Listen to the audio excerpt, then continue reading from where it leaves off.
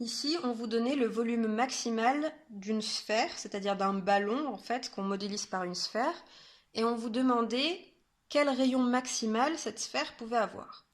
Donc première chose à faire, retrouver le volume en fonction du rayon.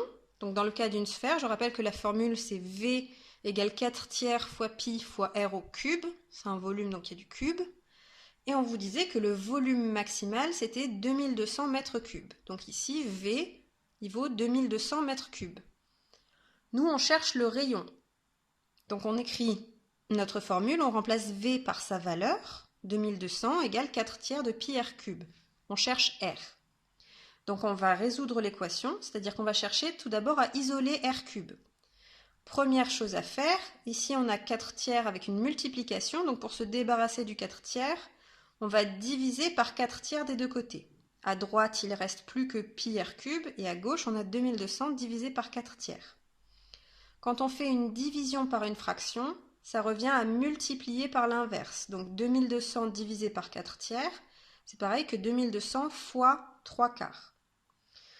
2200 fois 3 quarts, c'est 2200 fois 3, c'est-à-dire 6600, divisé par 4.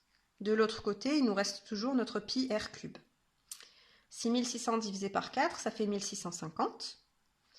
Je rappelle qu'on cherche toujours à isoler r cube, il nous reste du pi, ici on a une multiplication, donc pour se débarrasser du pi, on fait une division par pi des deux côtés. À droite, il nous reste r cube, et à gauche, il nous reste 1650 divisé par pi. Alors ça fait approximativement 525,2. Donc là, le problème, c'est qu'on a du r cube, et nous, on cherche r. Donc là, il y a deux solutions. Il y a une solution qui n'est pas encore au programme de seconde, mais comme certains en ont parlé, je vais la montrer quand même. Et il y a la solution en tâtonnant. Donc première solution, je rappelle que quand on avait du carré, pour se débarrasser du carré, on utilisait la racine carrée. Là, on a du cube, donc on va utiliser ce qui s'appelle la racine cubique. Alors la racine cubique, ça revient à faire le nombre puissance 1 tiers. C'est-à-dire que si r cube égale 1650 sur pi, r, ça va être égal à 1650 sur pi puissance 1 tiers. Ça peut aussi s'écrire avec une racine comme ça, 1650 sur pi, mais puisque ce n'est pas une racine carrée mais une racine cubique, on met un 3 ici. Donc ça, c'est pas encore tout à fait au programme, donc ne vous inquiétez pas si vous n'avez pas fait ça, c'est pas grave, on l'a pas vu en cours de toute façon. Je le signale juste. La racine cubique, ça revient à faire 1650 sur pi puissance 1 tiers, et quand on le fait à la calculatrice, ça nous donne environ 8. L'autre solution, c'était de tâtonner pour certaines valeurs de R. On pouvait essayer par exemple avec R égale 10.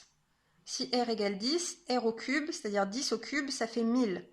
Mais nous, on voulait que R au cube, ce soit 525,2. Donc R égale 10, c'est trop grand.